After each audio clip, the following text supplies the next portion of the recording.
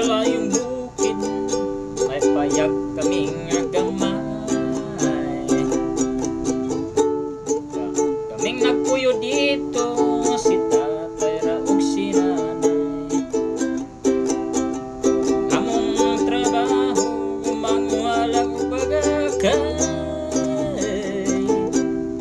Gamon og nigo, kabaylo at humay. Ang mong itanom-tanom, saging o kamuting kahoy.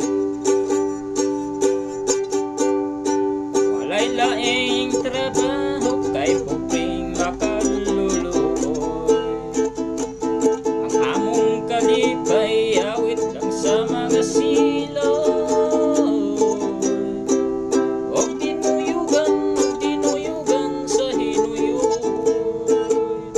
Sa matag Domingo, lugsong kamig mo simba, pag-ambos sa Ginoo, arong matag grasya.